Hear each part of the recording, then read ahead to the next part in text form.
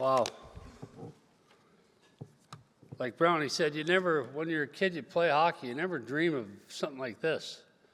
You dream of playing in the NHL or maybe playing college hockey or maybe playing high school hockey, but you never dream of something like this. So for the people that are here, I want to thank, there's a good contingent from Providence College. Rick Moffett was my roommate, best friend I had for years.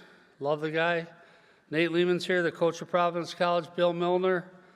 John Martin, who was my captain when I was a freshman. I was scared shitless of him. Ron Olsenowski, Doug Olson, Jeff Raley, my three best friends from high school.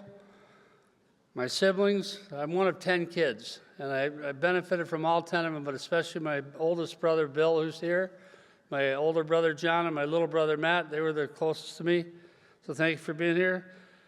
Father's Day is a special day for me because I think I can be proud of my kids more than anyone, but two of them are here tonight, Katie and Patrick. Molly has a work conflict, and Maren and Gracie both have exams. They're in the first year of university. So Katie and Patrick, I'm so grateful for everything you've brought to our family and everything you've taught me. I love you very much. And to Odie, you make it all happen, so thank you. And also, I want to congratulate the other inductees. So Katie, Dustin, Jamie, and Murph. When you go into a Hockey Hall of Fame, and I've gone into a couple, the first thing you think is, God, I hope there's a good class. Hope there's not some idiot in there that's going to screw this up. And I was so proud when I saw the class. I'm like, good Lord, Katie's the best hockey player of the whole group. Jamie's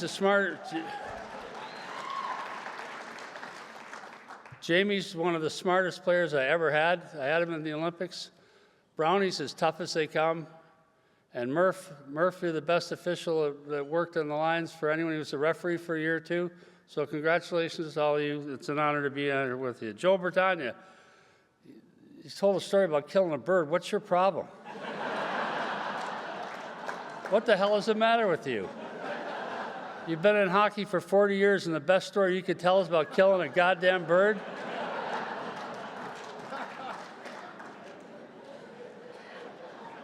Seriously, think about that. That's a twisted person. And I want to thank the Boston Bruins. Cam Neely was here. I think he had to leave early. Donnie Sweeney's here.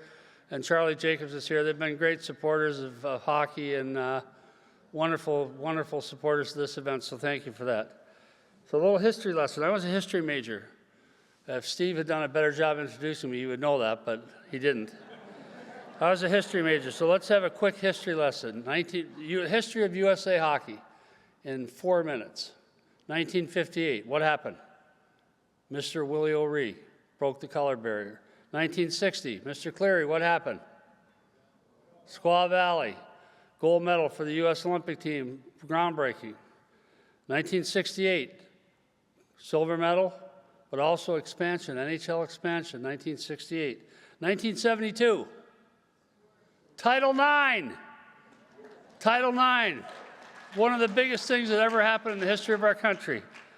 1980, miracle. I was in law school. I remember my roommate from law school. The game was on during the day. They played it on tape delay. My roommate said, do you want to know who won? I said, no, I don't want to know who won. I watched the game like everyone else. Miracle on Ice, Craig Patrick, Herb Brooks, amazing. 1988, Gretzky trade.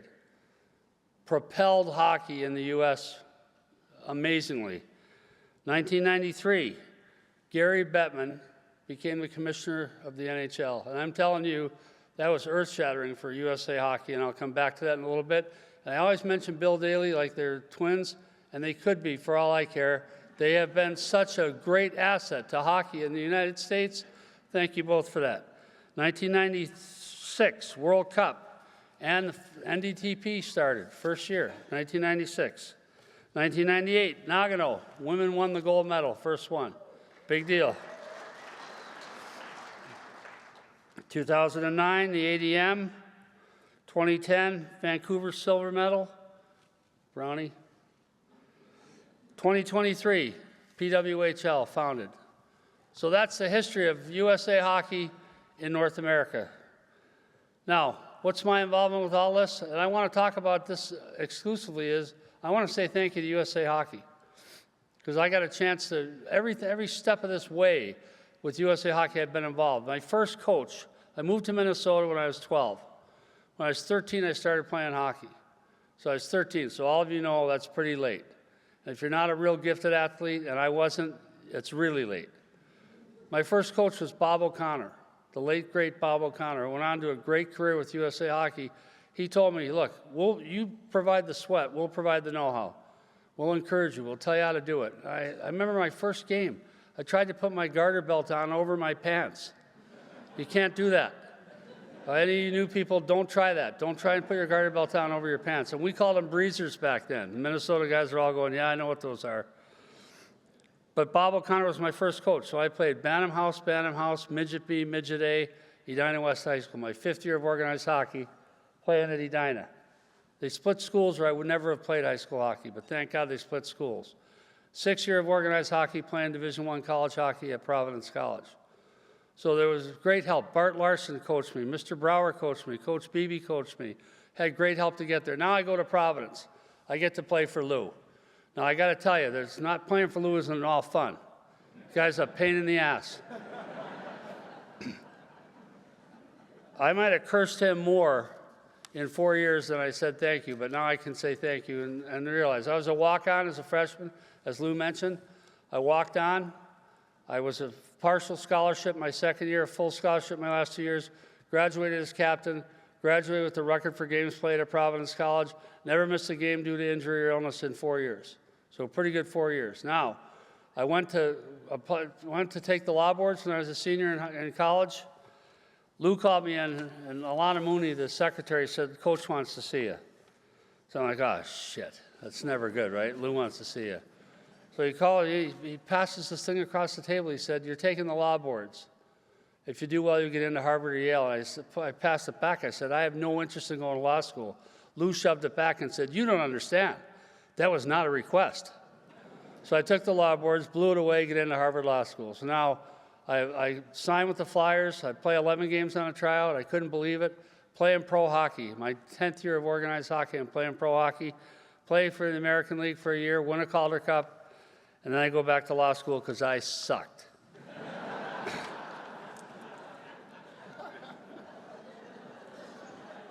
No one's laughing that saw me play, trust me. I scored 3 goals that year on a Calder Cup championship team. Everyone says, oh, he must have been a defenseman. No, I was a forward with no skill. I was horse shit. So I went back to law school. I said to Lou, what should I do? And Lou said, I know you really love playing hockey, but if I were you, I'd go back to school. So I went back to school. So Harvard Law School. I scouted my first year, worked for the late, great Walter Tanis, who was a scout for the Flyers. He taught me how to scout. Remember the first game I went to a game at Boston College. I filled out my ratings. I handed it to Walter Tanis. He ripped it up and ripped it up again. He said, do it again. So I did it again. He ripped it up again. He said, you're way too high. And this was like Doug Brown was on that team. Kevin Stevens was there. Brian Leach. I'm like, I was putting all these guys as NHL players. I thought they were. He said, no, you're too high. So I did that for a year. Then I went to work for a law firm part-time. But the guys I hung around back then, and this is the people I want to mention from USA Hockey, Jackie Parker. Good Lord, Jackie Parker, what a great guy. Jerry York, he's here. Sean Walsh, he's not with us anymore. Billy Cleary, great to see Billy. These are all coaches I went and talked to about who I should draft, who I'd do this with. Mike Sertis from Duluth, Badger Bob Johnson, and Doug Woog. All these guys. Walter Bush was one of the first guys I met, too, when I started in that age. So you go through this group of people. It's a who's who of people that worked in USA Hockey and put us all on the map and built this tower, brick by brick. USA Hockey was a bunch of guys making the game better, building this tower brick by brick, and I was part of that for a great chunk of it. 1987, I went to Vancouver, worked for Pat Quinn as the assistant GM. That's where I met Ben Smith. I met Digger, Ron DiGregorio, who's put in so much time building this game better. Paul Stewart, he's here, the referee. He was a horseshit referee, but a great guy. Dean Lombardi, Jack Ferreira, Bob Goodnow, who's the guy who's overlooked a lot but had a great role in our game at one point. 1992-93, I went to Hartford. I was a GM. I was a rookie GM. Paul Holmgren was my coach. Paul Holmgren did a great job for us. Tommy Rowe was on that team. He was the assistant GM. I met Lou Verrill then. I met Art Berglund then. They asked me to be the GM of the World Juniors, their World Championships that year in Munich, or in Dortmund and then in Munich. So it was my first USA Hockey experience with those guys. And I was so proud that I got a chance to represent my country. I was never good enough to play for Team USA. So now I got a chance to go. And who are the assistant coaches that went with us? John Cuniff, Tim Taylor. Amazing. I got to work with both those guys. I learned so much working from both those guys. 93, 98, I worked for the NHL. I got to say, I worked for Gary Bettman. What a great experience it was to work for Gary Bettman, and then Bill Daly, who joined us shortly afterwards. You look at what the league has turned into since I worked there.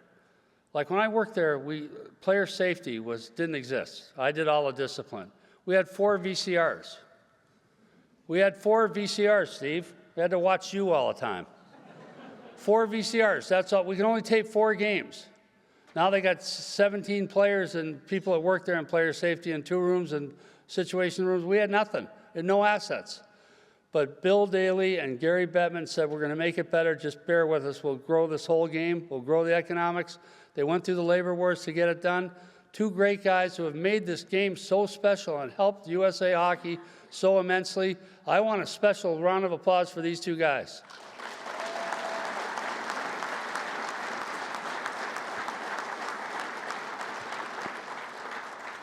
And there's a bunch of families that started to take over and run things for the NHL with Gary. And I want to mention a few of them because they're still involved with hockey, a lot of them. The Jacobs family, Charlie's here tonight. Ed Snyder, the late great Ed Snyder, did so much for hockey. Peter Carmanos, the Wirtz family. And then people, Dave Ogren came on the scene back then. Lou Verrill came on the scene back then. These are all guys that put in huge shifts and made a big difference and built this tower, again, every year, brick by brick. Doug Pelizzari was one of those guys. I first met Doug. I got to work with him. Yeah, Doug, I got a little round of applause there. Must be a short guy like Doug. Then 1998, Nagano. I got to meet Angelo Ruggiero, got to meet Camille Granato, and Julie Chu, my favorite player. She's not here, but Julie was my favorite player. And the women's game started to evolve and take on form. 98 to 04, I worked for Vancouver Canucks. That's where I got to meet with JJ. And John Johansson is here, and John knows the respect and reverence I have for Jimmy Johansson. I'm carrying a JJ medallion in my pocket that we all have. And JJ was, I think, the greatest thing that happened to USA Hockey and all these great people that work there. I think JJ would probably have the biggest heart and the biggest brain, the biggest compassion. What a wonderful human being, and he's still missed to this day, even years later. So John, we haven't forgotten JJ. We love him.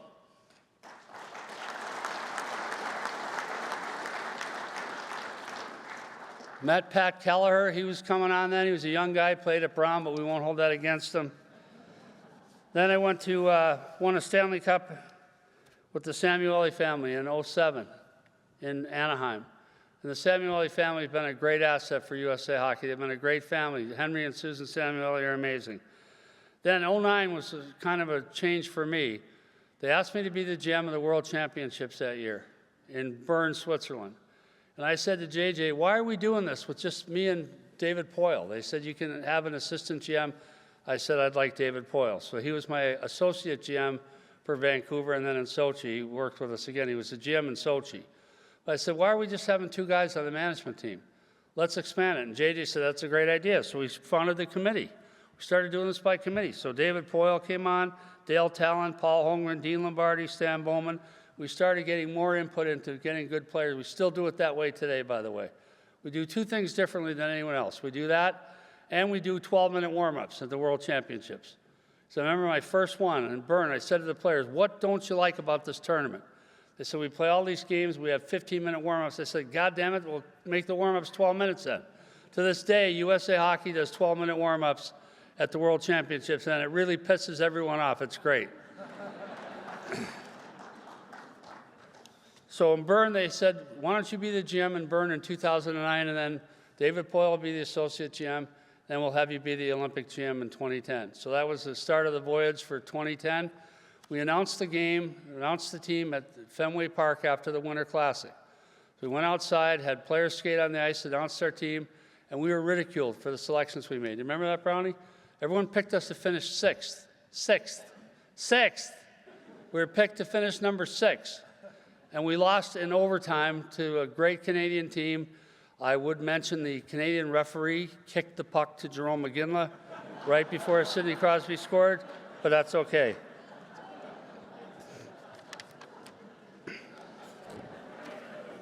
I'm kidding, it was Bill McCreary. I mean, I've gotten over it. But Jamie Langenbrunner and Dustin Brown were on that team, and what an honor to have those two guys on your team. Dustin Brown played as hard as anyone I've ever had, and Jamie Langenbrunner, like I said, he was like having another coach on the staff. He was so smart, such a smart player and such a good kid. So we're really happy with both those guys. And then after that, I worked on, I think, 8 national teams: Bern, Bratislava, Helsinki, Stockholm, Cologne, Prague, St. Petersburg, most of those with JJ, a lot of those with JJ. Remember, I was with the team in Bratislava when they announced that Osama bin Laden had been killed by the U.S. troops. Remember, we were on the bus coming back. We were the only U.S. team traveling abroad. They shut us down. They locked us down. They took our passports away and made us stay in the hotel for 2 days so we got clearance that we weren't going to get killed. But that was a national team experience, and it's taken me all over the globe, a lot of it with JJ. World Cup of Hockey in 2016 was my last hurrah with USA Hockey. We went 0-3. And no one's ever talked to me since from USA Hockey. John Tortorella was our coach. Mike Sullivan was our assistant coach, and we went 0-3. And no U.S. team has ever gone 0-3. And I don't think anyone from USA Hockey's talked to me before tonight. But thank you for talking to me tonight, you guys that are here. And then 2023, I've just been announced my new role as the Executive Director of the Players Association for the PWHL. I can't tell you how excited I am about that. I got offered this job, I burst into tears. Like, I never thought I'd get a chance. I worked 30 years on the men's side, never thought I'd get an opportunity, so I can't wait to get started with the women. We play our first game on January 1st. Tickets are on sale. Call your local, we have 6 markets. Yes.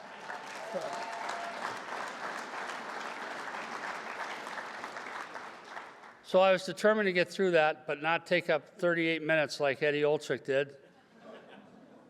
28 people had birthdays while Eddie Olczyk did his speech. So I want to make sure I beat that, but I want to say thank you. I really do want to say thank you. I owe USA Hockey more than they'll ever owe me, so thank you for that opportunity. Thank you for tonight.